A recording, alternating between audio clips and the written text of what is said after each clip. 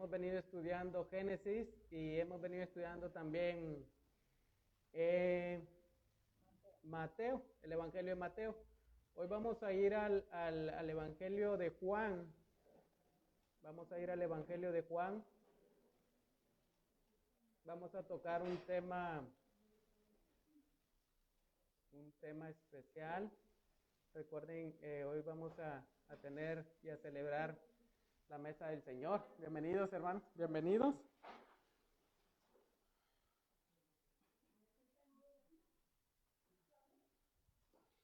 Vamos a ir al Evangelio de Juan, capítulo 6. Cuando ya estén por ahí, pueden decir amén. Juan, capítulo 6. Y en este capítulo 6, este capítulo 6, pues como un dato importante, es el capítulo pues más largo del Evangelio de Juan. Si ustedes toman el tiempo para leer y ver cada capítulo, se van a dar cuenta que el capítulo 6 es el capítulo más largo. Entonces, vamos a centrarnos en los versículos 25 al 40, donde Jesús habla ese mensaje sobre el pan de vida. Y en esta porción que vamos a estar estudiando es una de las primeras declaraciones que Jesús hace acerca de sí diciendo yo soy. Entonces vamos a estudiar esta porción y esta analogía que Jesús va a hacer en esta porción de él como el pan de vida, y Juan lo escribe en el capítulo 6, pues afirma el propósito del Evangelio de Juan, de mostrar al Señor Jesús como el Mesías prometido, y como lo dice en el capítulo 20, versículo 31, dice, para que creyendo en Él podamos tener vida y vida eterna. Entonces, Juan escribe estas afirmaciones de Jesucristo como el yo soy, precisamente para eso, para afirmarnos y mostrarnos que al creer en Él podemos tener vida en su nombre. Entonces, vamos a poder ver cómo Jesús está interesado precisamente en eso, en que haya un verdadero conocimiento acerca de quién es Él. Entonces vamos a leer desde el versículo 22 rápidamente hasta el versículo 40. Amén. Y dice así, del 22 al 40, dice, al día siguiente la multitud que había quedado al otro lado del mar se dio cuenta de que allí no había más que una barca, y que Jesús había entrado en ella, y que Jesús no había entrado en ella con sus discípulos, sino que sus discípulos se habían ido solos. Vinieron otras barcas de Tiberias cerca del lugar donde habían comido el pan, después de que el Señor había dado gracias. Por tanto, cuando la gente vio que Jesús no estaba allí, ni tampoco sus discípulos, subieron a las barcas y se fueron a Capernaum buscando a Jesús. Cuando lo hallaron al otro lado del mar, le dijeron, Rabí, ¿cuándo llegaste acá? Jesús les respondió, en verdad les digo, que me buscan no porque hayan visto señales, sino porque han comido de los panes y se han saciado.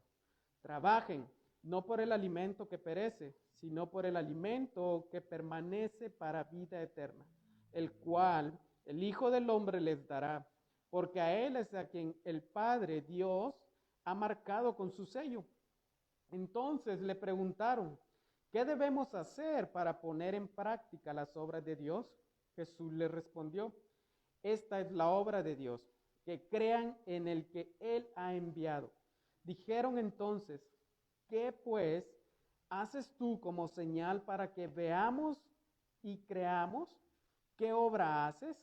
Nuestros padres comieron el maná en el desierto, como está escrito, les dio a comer pan del cielo. Entonces Jesús les dijo, en verdad les digo, que no es Moisés el que les ha dado el pan del cielo, sino que es mi Padre el que les ha dado el verdadero pan del cielo. Porque el pan de Dios es aquel que baja del cielo y da vida al mundo. Señor, danos siempre de este pan, le dijeron. Jesús les dijo, yo soy el pan de vida. El que viene a mí no tendrá hambre, y el que cree en mí nunca tendrá sed. Pero ya les dije que aunque me han visto, no creen. Todo el que el Padre me da, vendrá a mí, y el que viene a mí, de ningún modo le echaré fuera. Porque he descendido del cielo no para hacer mi voluntad, sino la voluntad del que me envió. y esta es la voluntad del que me envió, que de todo lo que Él me ha dado, yo no pierda nada, sino que lo resucite en el día final. Porque esta es la voluntad de mi Padre, que todo aquel que ve al Hijo y cree en Él, tenga vida eterna, y yo mismo lo resucitaré en el día final. Entonces, qué interesante, ¿no? Esta porción que vamos a estar estudiando. Entonces, este es el famoso mensaje de Jesucristo hablando de sí mismo como el pan de vida. Entonces, en el contexto, si ustedes se fijan en los versículos anteriores a este pasaje que acabamos de leer, una multitud acaba de ser alimentada. 5,000 personas acaban de ser alimentadas, 5,000 hombres, perdón, sin contar mujeres y niños. Ahora hagan un cálculo ahí, por lo menos un niño y una mujer por 5, serían 15 aproximadamente, 15,000 personas. Y estas personas lo han estado siguiendo al Señor Jesús por varios días, han estado detrás de Él, siguiéndolo. Jesús se compadece, los alimenta, y luego de ese milagro parece que la multitud pues se entusiasma, y lo leemos en el versículo 15, quieren hacer de Jesús su rey. Entonces Jesús, conociendo las intenciones de estas personas, pues, y sabiendo que ese no es el plan de Dios, pues se retira a orar. Entonces, vean qué interesante, estas personas se alimentan, son alimentadas por Jesús, se entusiasman diciendo, pues bueno, está buena la cosa, ¿verdad? Nos están dando pan, pues algunos ni sabían, quizás iban cruzando por ahí, les tiraron un pescado así, un pan, ¿verdad? Y les cayó bien ese día. Entonces, quieren hacer de Jesús un rey. Entonces Jesús conoce esas intenciones de estas personas. Jesús se retira a un monte. Entonces, hubiera sido casi seguro de que si Jesús es tomado como rey por esas multitudes, inmediatamente el gobierno romano hubiera intervenido en esa revuelta o revolución que se está levantando, porque recuerden, no es normal que dentro de un imperio haya una revuelta local para querer derrocar a ese gobierno. Entonces los romanos seguramente hubieran intervenido y le hubieran dado muerte a Jesús de esa manera, ¿verdad?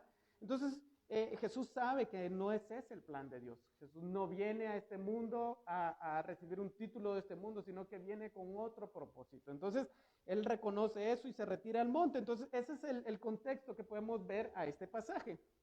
Si ustedes logran leer, ahí inmediatamente vemos cómo Jesús se encuentra en ese tiempo donde la fiesta de los judíos llamada la Pascua se estaba acercando. Ahí en los versículos primeros del capítulo 6 dice que se acercaba la fiesta de la Pascua, y entonces había muchas personas que estaban viniendo por esos caminos, descendiendo hacia Jerusalén para poder estar presentes en ese tiempo. Entonces Jesús se encuentra en ese lugar, y también aquí mismo podemos ver que se encuentra cerca de este lugar llamado Betsaida. Entonces en ese lugar, en ese tiempo, en ese contexto es donde esta historia se narra. Entonces el lugar en el cual se encuentra ahora y en el cual Jesús expone estas palabras sobre el pan de vida, lo vamos a ver más adelante. Entonces noten cómo estas personas, dice que al día siguiente, después de ese milagro, esas personas se dan cuenta de que Jesús ya no se encuentra ahí. Ellos empiezan a buscar, amanece, y pues ya no ven ni a Jesús y ya no ven ni a sus discípulos. Entonces empiezan a buscar por todos lados. Quizás ellos empiezan a preguntarse, pues fulano de tal, ¿dónde está aquel Jesús que hizo este milagro? Y empiezan a investigar por todos lados. Pero dice aquí en el versículo 22 que ellos se dieron cuenta que no había ahí más que una barca y que Jesús no había entrado en ella con sus discípulos. Entonces estas personas suponían y pensaban que Jesús estaba ahí porque habían dos barcas. En una se fueron los discípulos y quedó otra ahí. Entonces ellos están investigando, pues si hay una barca, quiere decir que Jesús todavía anda por este lugar. Pero vean cómo en la narración, en los versículos anteriores, 21, vemos que Jesús no se fue en una barca, se fue ¿cómo? Caminando sobre el mar. Es ahí donde encontró a sus discípulos en medio de esa tormenta, ¿no? Y les dice, no teman, yo soy. Y ellos sintieron esa paz y Jesús entra en la barca y llegan inmediatamente al otro lado. Entonces, recordemos, quieren tomar a Jesús como rey, lo quieren hacer su rey, le quieren dar un título político, quieren tomarlo como un rey y lo quieren convencer de aceptar esa propuesta. Es por eso que lo están buscando, ¿verdad? Diligentemente, es decir, nos dio de comer, pues nos conviene tener un rey, así que nos da de comer. Entonces, quizás, hermanos, muchos de nosotros que hubiéramos estado en ese lugar y en ese tiempo, pues yo creo que hubiéramos hecho lo mismo, ¿no? Que un hombre que nos alimenta así, en esa magnitud, yo creo que hasta nosotros mismos nos hubiéramos emocionado, y hubiéramos ido a buscarlo, y hubiéramos deseado también de que este hombre fuera pues nuestro gobernante o nuestro rey, y que derrocara al gobierno que estaba impuesto en ese momento, que quizás no nos parecía. Entonces, vean cómo esta gente está anhelando volver a encontrarse con este hombre que les dio comida gratis. Entonces lo están buscando y vean el versículo 23, deciden ir a buscarlo. Dice, vinieron otras barcas de Tiberia, entonces lo empiezan a buscar y dice, y por tanto cuando la gente vio que Jesús no estaba ahí, ni tampoco sus discípulos, ¿qué hicieron? Subieron en las barcas y se fueron a Capernaum buscando a Jesús. Se dan cuenta, Jesús no está aquí, lo buscan por todos los alrededores, no hallan a nadie y deciden, no, pues está en Capernaum.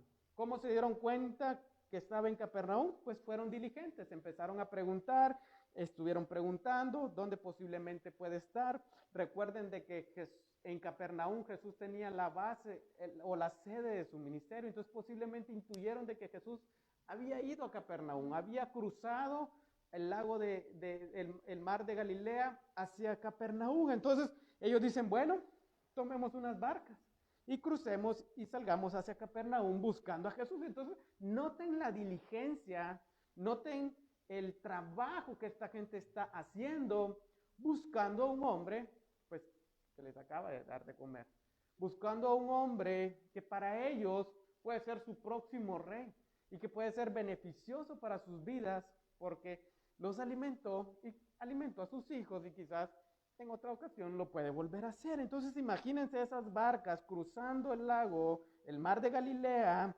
y noten, la búsqueda tuvo un resultado. Todo su esfuerzo tuvo un resultado porque dice el versículo 25 que ¿qué pasó? Lo hallaron. Lo hallaron al otro lado del mar y le dijeron, Rabí, ¿cuándo llegaste acá? Entonces noten, toda esta multitud encuentra a Jesús al otro lado en Capernaum. Cruza el mar de Galilea, ya sabemos que sus discípulos cruzaron primero en una barca, se levanta la tormenta, se sentían angustiados, Jesús baja del monte luego de estar orando y se encuentra con ellos y termina de cruzar en la barca. Entonces le hacen una pregunta a Jesús, le dicen, Rabí, te hemos estado buscando por todos lados. Sí, maestro, te hemos estado buscando por todos lados. ¿Cuándo llegaste aquí? Como diciendo, ¿por qué no nos dijiste que venías para Capernaum? ¿Por qué no nos avisaste que venías para Capernaum? Te hemos estado buscando. ¿Cuándo llegaste aquí? Entonces, noten lo que le preguntan. Fue todo lo que le dijeron. Se preocupan por el cómo y cuándo Jesús llegó a ese lugar. Y esperan quizás lograr algo como lo anterior, como quien dice, nos hubieras avisado para adelantarnos y poder esperarte aquí en lo que con tus discípulos llegabas a este lugar. Entonces ellos, en lugar de reconocerle como el Mesías prometido por esas señales que Jesús está mostrando, ellos prácticamente le reclaman cuando llegaste aquí. Ahora vean la respuesta, versículo 26, y aquí empieza pues lo interesante de esta porción que vamos a leer. Dice, Jesús les responde, en verdad les digo que me buscan, no porque hayan ¿qué? Visto señales, sino porque y que se han saciado. Entonces noten, Jesús no les dijo ni cómo ni cuándo llegó a Capernaum. Hubiera sido muy fácil para Jesús decirle, pues, bajé del monte, mis discípulos iban adelante, una tormenta se acercó, tuvieron miedo y vine en su rescate, pues sin barca caminé por el lago y cruzamos juntos. Entonces, en lugar de decirles Jesús cómo y cuándo, Jesús les responde, vean, descubriendo el motivo errado por el cual estas personas le están siguiendo. Jesús conoce el corazón de estos hombres, conoce las motivaciones y les dice, me siguen porque han comido de los panes y se han saciado. Entonces noten qué interesante cómo Jesús conoce los corazones de cada uno de nosotros, conoce los corazones de cada ser humano, conoce todo lo interior que hay en cada uno de nosotros. Y por lo tanto, estos hombres quedan descubiertos aquí. Su motivación en el interior es muy diferente a una motivación sincera por la cual podrían estarle siguiendo a causa de las señales y milagros que está haciendo. Jesús sabe que ellos no eran sinceros en su búsqueda. Jesús entonces los desnuda ante una realidad y les dice, ustedes no me están siguiendo al ver las señales que demuestran que yo soy el verdadero Mesías, sino que me están buscando por la comida, me están buscando porque se han saciado. Entonces, noten, parecen ser muy diligentes, ¿verdad? Cuando van y buscan e investigan dónde está Jesús, cuando van y preguntan dónde está Jesús, parecen ser muy diligentes a simple vista, pero en el interior hay otra motivación. En el interior hay otro motivo por el cual seguir a Jesús. Había razones, ¿qué? Materialistas, para seguir a Jesús. Había un motivo interesado. Pero noten cómo Jesús entonces quita la máscara. Jesús descubre la máscara y descubre que no le buscan verdaderamente como el Mesías, sino para ser saciados. Entonces noten qué interesante. Jesús confronta con la verdad que ellos necesitan escuchar. Entonces lo mismo hace la palabra de Dios.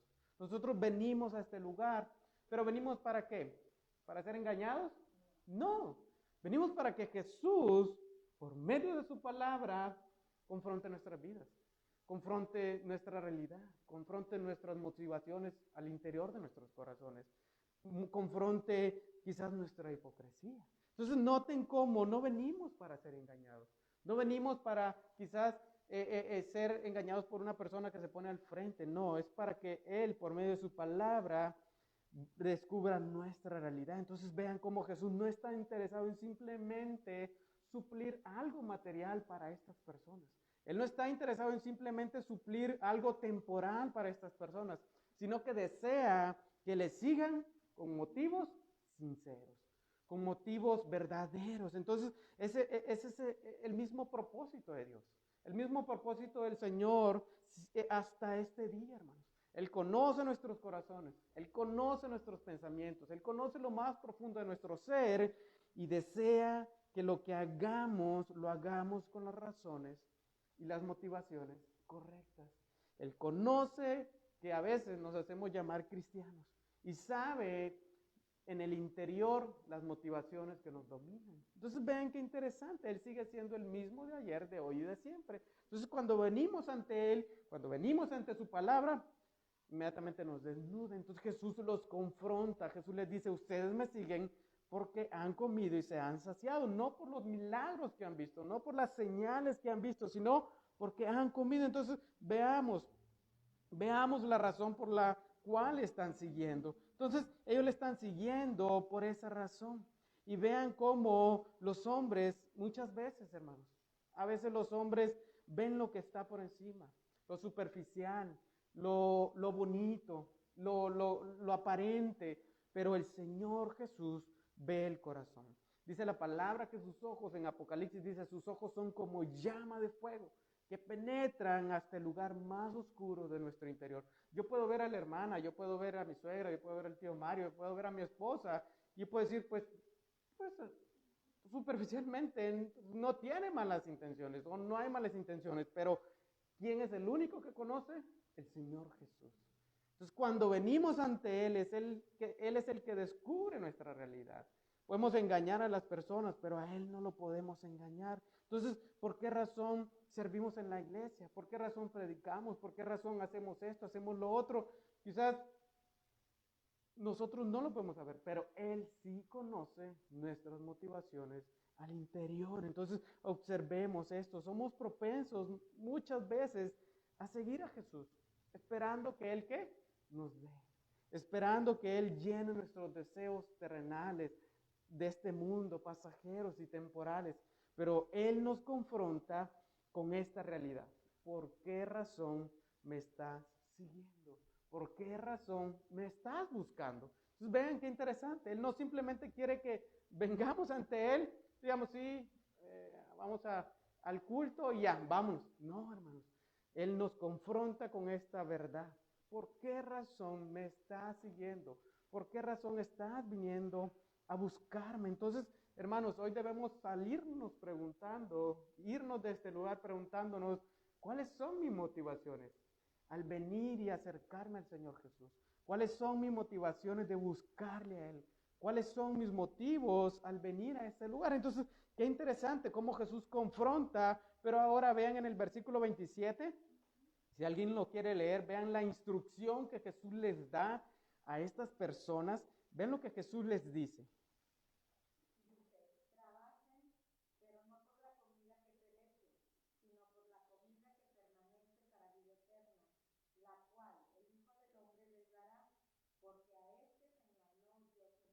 Amén.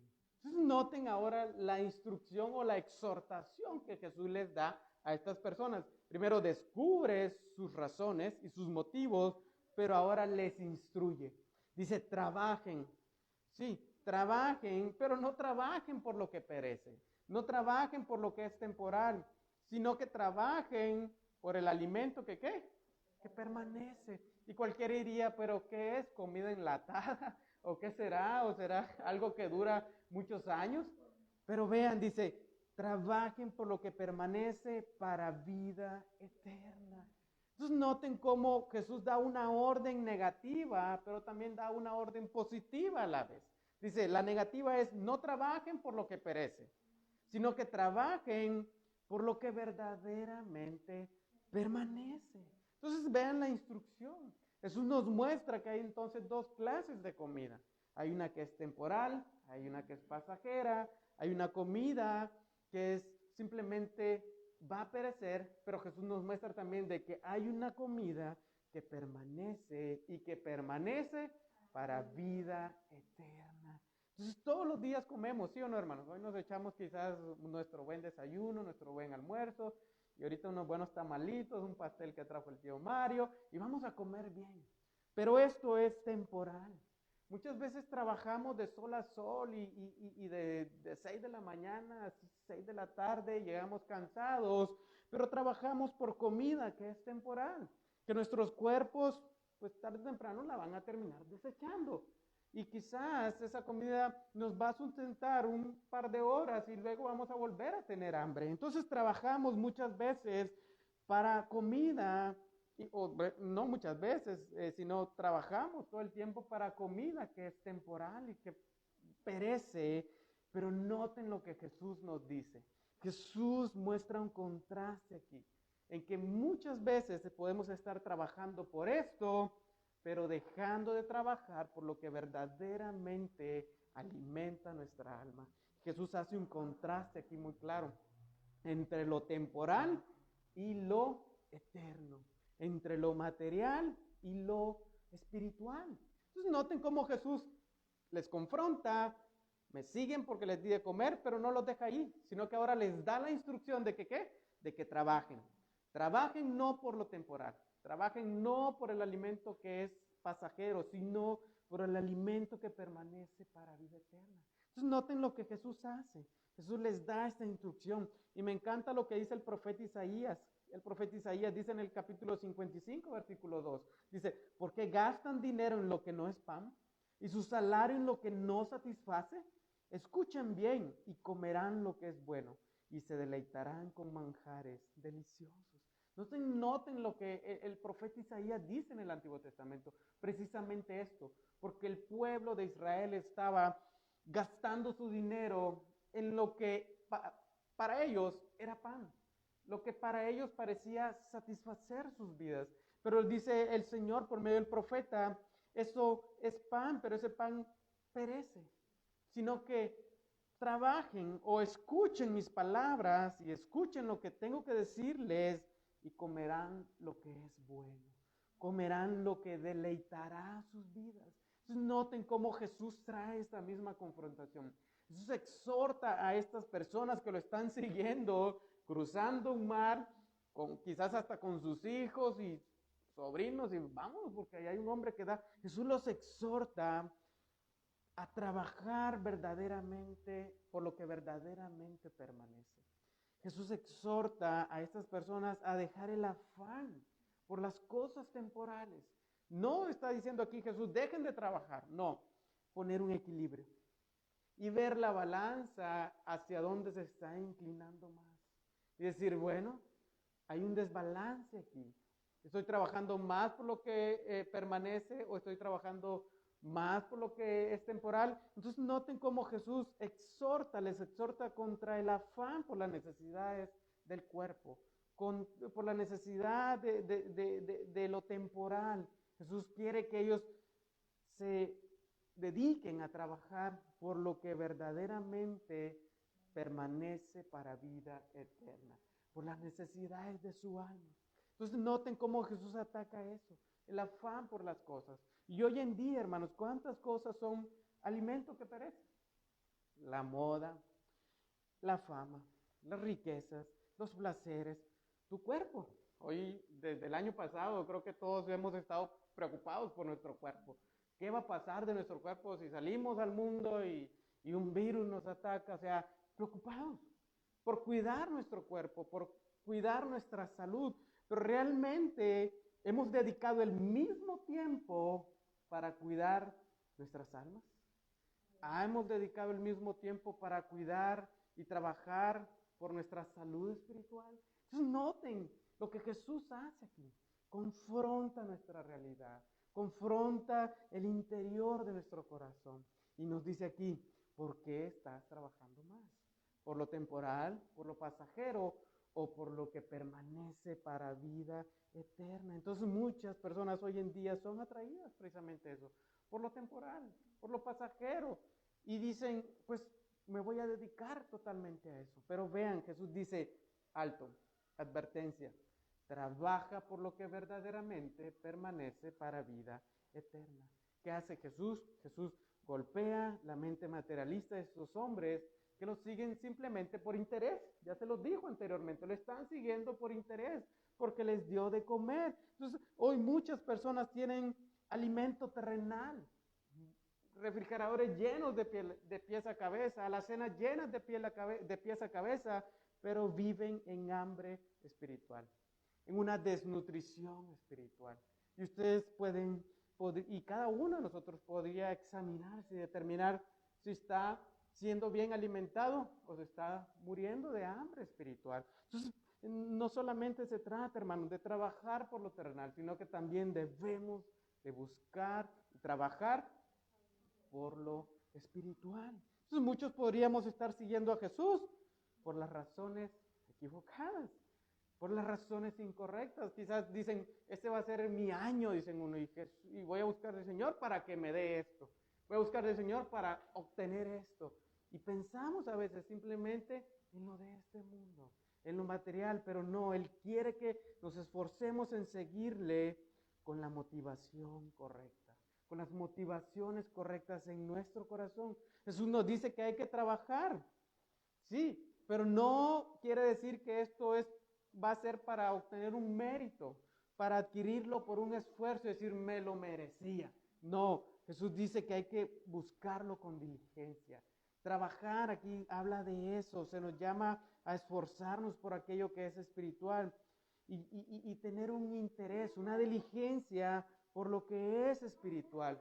Que nuestro principal propósito en la vida sea siempre lo espiritual. Entonces, ¿cómo podríamos trabajar en lo espiritual? Hermanos, leyendo nuestra Biblia, meditando en la palabra de Dios, como buscando un tesoro, hermanos. Si a ustedes les dijeran, afuera en el patio de su casa, hace 500 años, Cristóbal Colón dejó un cofre lleno de oro ahí, hermanos, yo creo que escarbarían, ¿verdad?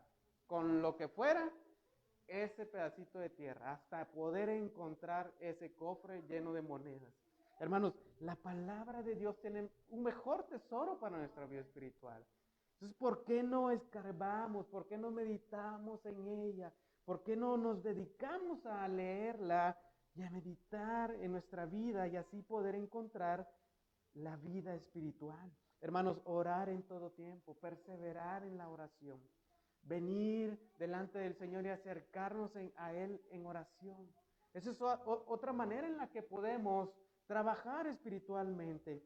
Otra manera es venir con tus hermanos a alabar al Señor, venir con tus hermanos a estudiar la palabra del Señor, escuchar con atención la palabra de Dios y dejar que el Señor obre en nuestras vidas. Esa es otra manera de trabajar, hermanos, luchar contra el pecado por medio del Espíritu Santo, luchar contra las acechanzas de Satanás. ¿Qué pasaría si a un esclavo le dijeran, esta cadena está a punto de romperse? Cuando se rompa vas a obtener tu libertad. Yo creo que él haría hasta lo imposible, hermanos, por soltar esa cadena, por quebrar esa cadena y obtener su libertad. Lo mismo, hermanos, debemos de hacer cuando luchamos contra el pecado. Así como un esclavo lucha por su libertad, luchar espiritualmente contra las acechanzas del enemigo. Entonces, hermanos, hemos de trabajar entonces en lo espiritual haciendo uso precisamente de estos medios de la gracia que el Señor nos da. No para obtener méritos, sino para ser diligentes en la búsqueda del Señor. Entonces, noten qué interesante lo que Jesús nos dice. No debemos de permanecer indiferentes ante lo que pertenece a la eternidad. No abrir más nuestros ojos hacia lo de la vida presente y cerrar nuestros ojos hacia lo que pertenece a la vida eterna, sino que abrir más nuestros ojos hacia lo eterno, más que lo que pertenece a este mundo. Mateo 33, 33, yo creo que está en el capítulo, híjole, se me olvida el capítulo, creo que es 6 o 7, no sé, ¿sí? Dice, busquen primeramente el reino de Dios, ¿y qué? Y su justicia, y todas estas cosas serán añadidas. Entonces noten, Jesús pone un balance, pero nos dicen, busquen lo eterno. Entonces vean, el alimento que permanece, dice Jesús, es un alimento que realmente satisface. Ese alimento satisface no solo porque nutre el espíritu, sino porque dura y permanece, ¿qué? Para siempre. Es un alimento que da vida eterna. Entonces, si ustedes les dijeran, hermanos, les voy a regalar algo que les va a durar toda la vida, ¿qué harían? Pues eche para aquí. Entonces, Él nos está poniendo esa oferta delante de nosotros. Nos está diciendo, abandona lo temporal y toma lo que verdaderamente permanece. Entonces, ¿cuál es mi prioridad? ¿Alimentar mi cuerpo o alimentar mi alma? Preguntémonos en esta noche. Entonces vean quién da ese alimento que permanece. Lo da el Hijo del Hombre. Él es el pan de vida. Él es a quien el Padre, Dios, dice que ha marcado con su sello. Entonces el dador del don es también a la vez el mismo don.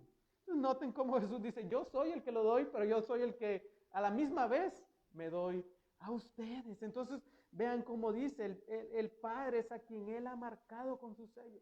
Un sello nos habla de una garantía, hermanos.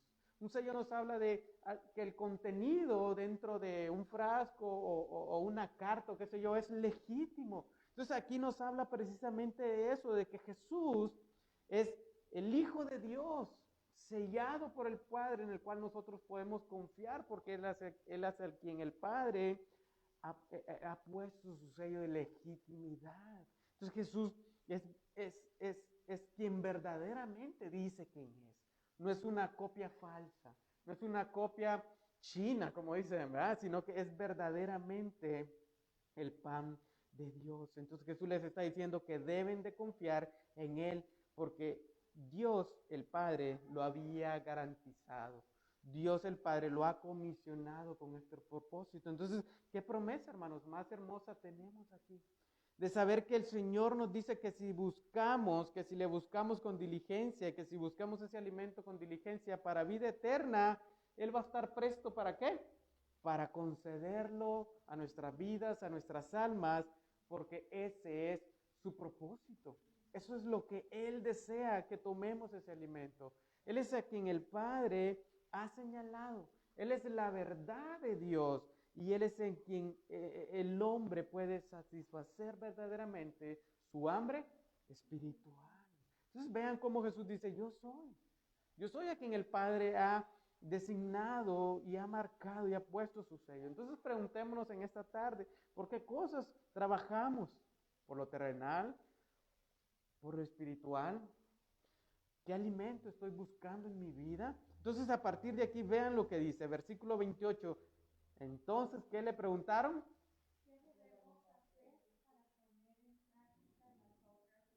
¿Qué debemos hacer?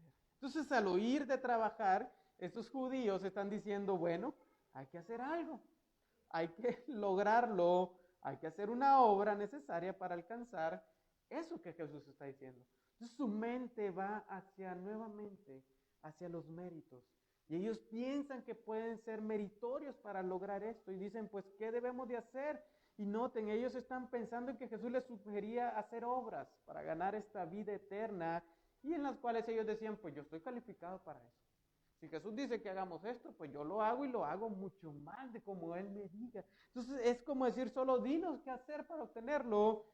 Me tengo que portar bien, tengo que ir a todos los cultos, tengo que ofrendar, tengo que diezmar, tengo que hacer esto, tengo que hacer lo otro. Noten, ellos están pensando en las obras, no en una dependencia total en sus vidas de Él. Entonces es muy diferente, hermanos, a trabajar que a realmente confiar en Él, a trabajar por mis propios méritos, a que buscando diligentemente confíe en Él y Él haga la obra en mi vida. Entonces podemos pensar hoy en día de la misma manera, que podemos ganar la vida eterna haciendo cosas buenas y que de esa manera vamos a llegar a agradar a Dios y ganarnos esa vida eterna por medio de las obras.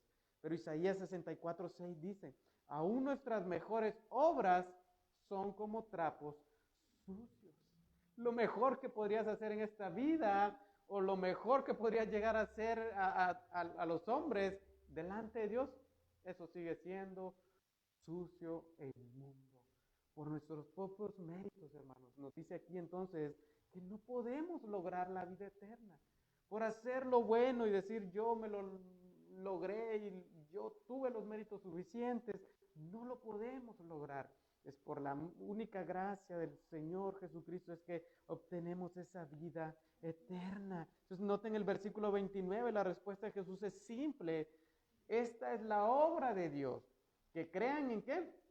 En el que Él ha enviado. Entonces noten, la obra es esta, es creer. Jesús les ordena a estos hombres y lo hace también a nosotros, que lo único que debemos de hacer es creer, confiar en Él, el tener fe continuamente en Cristo. Ese es el trabajo que realmente sirve y nos lleva hacia la vida eterna. No es decir, yo lo voy a lograr por mis propios méritos, no, es creer y confiar en Él. La obra es creer y esa fe apunta hacia Jesucristo. Entonces, creer implica, hermanos, pues muchas cosas. Reconocer mis pecados, reconocer que merezco el castigo, pero que en Jesús tengo a mi Salvador.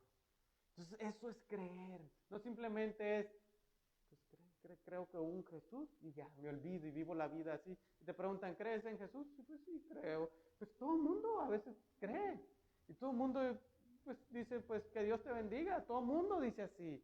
Entonces, pero no, creer implica reconocer mis pecados y saber que merezco el castigo eterno, pero que por medio de Él tengo a mi Salvador que me limpia y que su Espíritu Santo ahora empieza a obrar en mi vida. Entonces es tan sencillo, hermanos, que para muchos es difícil. La salvación es creer en el Hijo de Dios.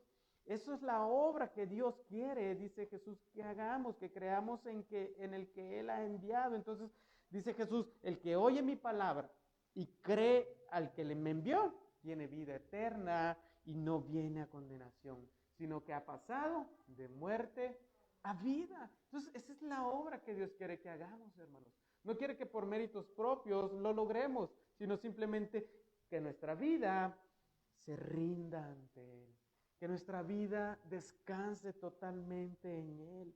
Le dijeron entonces, versículo 30, ¿qué pues? ¿Qué señal pues haces para que veamos y te creamos? ¿Qué obra haces? Nuestros padres comieron maná en el desierto, como está escrito, les dio a comer pan del cielo. Entonces, al oír de los labios de Jesús esta demanda de creer en Él, le piden ¿qué? Una señal. Pues para que creamos en ti, pues queremos. Piden una señal. La multitud está allí alrededor de Él y estos líderes religiosos exigen un milagro para poder creer en Él. Sí, yo creo en ti, pero a cambio de otra cosa. Entonces noten, hermanos, como si dijéramos hoy, te he buscado por la comida y todo lo que me haces es una plática de tener fe y de creer. O sea, yo necesito, como dirían, ver algo más para creer. Y eso es un argumento muy popular, ¿sí o no? Pues quiero ver algo más poderoso para poder creer en Jesús. Quiero ver algo más grande para poder creer. Primero ver para creer, dicen algunos. Entonces vean cómo es muy difícil a veces la salvación, porque muchos pedimos ver algo impresionante para poder creer, pero el simplemente hecho de que estés aquí es un milagro. Es un milagro que hoy hayas abierto los ojos, es un milagro que hoy hayas respirado. Entonces, eso es simplemente una gracia que Dios nos da para poder creer en Él. Pero muchas veces algunos queremos que pase esto, que pase lo otro, que venga esto a mi vida, que venga lo otro, y después creo. Y después le busco, y después voy a la iglesia, y después me reúno con mis hermanos, y después esto, y después lo primero veo, y después les sigo. Entonces, esto es lo que están diciéndole ellos. Primero queremos ver para poder seguirte, no seguirte para después ver. Vean, es un argumento muy popular que hoy en día está, ver para creer. Entonces, ¿qué hacen? Intentan manipular a Jesús y diciéndole, nuestros padres comieron pan en el desierto, pero para ellos lo que Jesús ha hecho anteriormente, sin alimentar a 5,000 personas, es simplemente insignificante por este cuestionamiento que le están diciendo. Esto que acabas de hacer, Jesús, es insignificante. ¿Por qué? Porque Moisés hizo más que eso. Moisés daba maná fresco todas las mañanas. Así que, pues, haz algo más impresionante para que te podamos seguir, Jesús. Eso es lo que le están diciendo aquí. ¿Qué señal haces para que creamos, para que veamos y creamos? Es como quien dice, pues ese milagro que acabas de hacer de 5,000, pues no es nada. Moisés hizo más, cosas más impresionantes. Entonces, ¿qué haces para que creamos? Entonces, noten cómo Jesús va a rectificar esa falsa idea que ellos tienen de que Moisés es el que les ha dado el pan. Vean cómo les dice Jesús. En verdad les digo que no es Moisés el que les ha dado el pan del cielo, sino que mi Padre, el que les da el verdadero pan del cielo. Entonces, noten la respuesta de Jesús. Primero les recuerda que no fue Moisés quien les dio el maná, sino ¿quién? El Padre. Entonces, segundo, que ese pan no era el verdadero pan, sino era símbolo del verdadero pan que desciende del cielo. Y aquí les va, versículo 33, porque el pan de Dios es el que, ¿qué? Que baja del cielo y da vida al mundo. Entonces noten, ¿quién descendió del cielo? Jesús. Él no solo es el pan del cielo, sino que es el pan del cielo que ¿qué? Que da vida al mundo. Entonces noten, Jesús le dice, el maná que descendía del cielo proveía alimento para el cuerpo, pero el verdadero pan de vida, que es Jesús, ofrece ¿qué? Vida eterna.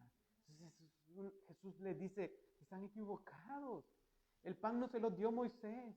Moisés fue un canal, un medio por el cual Dios proveyó ese pan. Pero ese pan simplemente era un símbolo, una figura del pan verdadero que iba a descender a este mundo y que iba a traer vida. Entonces Jesús es el pan de Dios, el verdadero alimento que ha venido del cielo para dar vida al mundo. Entonces Jesús les dice, trabajen por este pan. Busquen diligentemente comer de este pan. Entonces, esta es la razón, hermanos, de la venida del Señor Jesucristo. Es traer vida, vida a los perdidos, vida a los que están en muerte espiritual. Entonces, vean que dijeron, Señor, danos siempre de este pan. Casi fueron las mismas palabras de aquella mujer en aquel pozo, ¿no? Dame de esa agua. Ellos dicen, danos de este pan. Entonces ellos están pidiendo que pues prácticamente que nunca les deje de proveer de este pan. Entonces vean lo que Jesús les dice. Yo soy ¿qué? El pan de vida. Yo soy ese pan de vida. No es un pan como ustedes imaginan, no. Yo soy el pan de vida. No es otra cosa, algo terrenal, no. Yo soy el pan de vida. El que a mí viene no tendrá sed. Y el que cree en mí nunca tendrá hambre. Y el que cree en mí nunca tendrá sed. Entonces noten qué interesante. Jesús les dice, no se trata de un pan que ustedes puedan hacer y comer o que yo pueda hacer, sino yo soy ese pan de vida. Así como el pan, el alimento es fundamental en nuestra vida para suplirnos de energía y de estar siempre fuertes, el alimento, hermanos, es necesario que nuestros cuerpos también consuman el pan de vida espiritual. Que nuestra vida, hermanos, espiritual se esté nutriendo del Señor Jesucristo. Por eso Jesús dice, yo soy, y se identifica como ese pan que sustenta al hombre. Y vean la palabra vida, aquí se refiere precisamente eso, a una vida espiritual, no a una vida física, terrenal, sino a una vida espiritual que Él puede dar al hombre. Entonces, venir a Cristo quiere decir creer en Él. Creer en Él quiere decir venir a Él. Entonces, crees en Él, vienes a Él. Crees en Él, vienes a Él. Entonces, qué interesante, creer no es meramente un asunto intelectual tampoco, sino venir a Cristo y rendirse ante Él. Venir a Cristo y creer en Él quiere decir recibirle por dentro. Así como recibimos la comida y entra hasta adentro, lo mismo hacemos de Él. Él es el pan de vida y comemos de Él y dejamos que entre en nuestro interior. Entonces lo único que necesitamos es venir de estas dos maneras, con hambre y con sed. Con hambre y con sed. El que a mí viene ya no tendrá hambre. El que tiene hambre, pues no va a un restaurante, ¿verdad? Entonces queda en su casa. El que tiene hambre no va a la cocina. El que tiene sed, el que no tiene sed, perdón, no va a la cocina por un vaso de agua porque está satisfecho. Pero el que tiene sed va y busca el agua. El que tiene hambre va y busca el alimento. Por eso estas son las dos condiciones con las cuales debemos de venir ante Él. Y si venimos con hambre y sed espiritual, dice, Él nos promete que ya no habrá hambre ni sed espiritual. Dice Jesús, el ladrón vino para robar, para matar y para destruir. Pero dice Jesús, yo he venido para que tengan ¿qué? Vida y que la tengan en abundancia. Yo vine, dice Jesús, no para satisfacer simplemente lo de este mundo. No para que seas cristiano y que digas, voy a lograr las cosas que quiere en este mundo y eso es mi fin. No, tu fin es obtener la vida eterna. Obtener la vida eterna y que la tengas en abundancia por medio del Señor Jesucristo. Entonces vean, pero ya les dije que aunque me han visto, ¿qué dice? No creen. Todo el que el Padre me da, vendrá a mí. Entonces noten aquí cómo debemos de caminar hacia ese pan. El primer paso es ver a Jesús. Dice, pero ya les dije que aunque me han visto, ¿qué? No creen. Lo primero que debemos de hacer es ver a Jesús. Pero a veces la incredulidad, hermanos, puede ser un obstáculo que nos impida verlo. Por eso Jesús dice, han visto, pero aunque lo han visto, no creen. Entonces, hermanos, la incredulidad es un obstáculo. Debemos de creer en Él. Dice, y todo el que el Padre me da, vendrá a mí. Entonces noten, hay un llamado de Dios al alma. La conversión es un acto de Dios. Quien llama, y noten la respuesta al llamado de Dios, vendrá a mí, y el que a mí viene, de ningún modo lo echaré fuera. Entonces noten, el Padre nos hace un llamado, nos lleva hacia Jesús. Entonces la respuesta al llamado es ver a Jesús con los ojos de la fe, oír su llamado, y nosotros respondemos y vamos hacia Él. ¿Y qué hace Él? Nos recibe. Al venir a Él tenemos la seguridad de que nos recibirá. No nos echará, dice que nos recibirá. Entonces, aunque nuestros pecados sean oscuros, nuestras fallas sean muchas, si venimos a Él por medio de la fe, nos recibirá con misericordia, nos recibirá y nos concederá la vida eterna, hermanos. Entonces, ¿quién de nosotros no quisiera recibir esta oferta? ¿Quién de nosotros no quisiera abrazar esta oferta que Jesús nos hace? Acercarnos a Él a pesar de nuestro pecado. Por eso el profeta Isaías en el capítulo 1, versículo 18 dice, vengan ahora y razonemos, dice el Señor. Aunque sus pecados sean como la grana, como la nieve serán emblanquecidos. Aunque sean rojos como el carmesí, como blanca lana quedarán. Misericordia divina ha mostrado a nuestras vidas. Entonces noten qué interesante, hermanos, cómo Dios nos ofrece precisamente eso, ser lavados de esa culpa, ser limpiados de esos pecados, pero necesitamos venir a Él, creer en Él. Entonces vean cómo Jesús no tiene su propio plan ni su propia agenda, por eso dice, porque he descendido del cielo no para hacer mi voluntad, sino que la voluntad del que me envió. Noten, Jesús viene en unidad con la voluntad del Padre, viene a cumplir el propósito de Dios y es hacer su voluntad. Y esta es la voluntad del que me envió. Vean, que de todo el que Él me ha dado, yo no pierda nada. Entonces noten cómo esta es una de sus promesas. Quien ha comido del pan de vida no vendrá a condenación, sino que estará seguro en los brazos de su Salvador. Lo que cantábamos ahorita, Él nos sostendrá porque nos ama el Salvador. Alto precio Él pagó, Él nos sostendrá. Entonces, esa es la voluntad del que lo envió, que de todo lo que le ha dado, Él no pierda nada. No nos vamos a perder, estaremos seguros en Él. Entonces, esta es otra razón para venir al Hijo. Todos los que le son dados y vienen a Él, los mantiene a salvo, los sostiene. Entonces noten, esta es la voluntad del Padre también, que los pecadores sean salvos y que los que confían en Cristo estén seguros en su salvación. Y dice ahí mismo, todo lo que me ha dado, yo no lo pierda nada, sino que ¿qué? Lo resucite en el día final.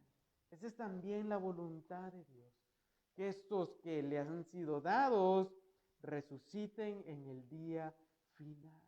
La voluntad de Dios, hermanos, también incluye la resurrección en el día postrero. Por eso muchos quizás hasta a veces casi ya nos moríamos el año pasado de la preocupación. Pero hermanos, tenemos esta promesa de que resucitaremos en el día final si realmente hemos creído. Entonces, ¿qué nos ancla a este mundo? ¿Qué nos detiene en este mundo que nos hace no correr con libertad hacia esto? Muchos temían morir este año, pero vean, tenemos esta promesa. Entonces, sea que muramos hoy o muramos mañana, hermanos, la promesa del Señor es fiel de que resucitaremos en el día final. Entonces, esto tiene que traer consuelo a nuestros corazones, paz a nuestros corazones, tranquilidad, gozo a nuestros corazones. 1 Corintios 15, 16 dice, porque si los muertos no resucitan, entonces ni siquiera Cristo ha resucitado. Y si Cristo no ha resucitado, la fe de ustedes es falsa. Todavía están en sus pecados. Entonces también los que han dormido en Cristo están perdidos. Si no hay resurrección, entonces todo esto, hermanos, que estamos haciendo aquí, no tiene ningún propósito. Estamos perdiendo el tiempo. Eso es lo que dice ahí. Si hemos esperado en Cristo para esta vida solamente, somos de todos los hombres los más dignos de lástima. Entonces, hermanos, ¿por qué hemos de esperar solamente para esta vida? Entonces eso nos hace simplemente aquí perder el tiempo. Hay una vida eterna. Hay una resurrección que Él nos ofrece que habrá. Entonces noten el versículo 50. Esto os digo, hermanos, que la carne y la sangre no heredarán el reino de Dios, ni lo que se corrompe heredará lo incorruptible. Así que les digo un misterio, dice Pablo, no todos dormiremos, no todos moriremos, pero todos seremos transformados en un abrir y cerrar de ojos a la final trompeta.